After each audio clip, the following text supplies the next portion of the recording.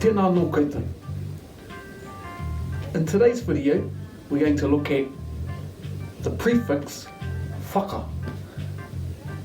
For those of you that don't know what a prefix is, it's a little section that goes on to the beginning of a word, which slightly alters the meaning of the root word.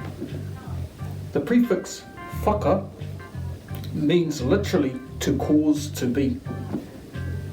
So if we take the word, for instance, the word rongo, meaning to sense or to hear. When we add whaka to rongo, we get whakarongo, to cause to hear. In other words, it means to listen. Another example could be the word tika. Tika meaning correct or in order. If we put the prefix whaka onto the word tika, we get whakatika.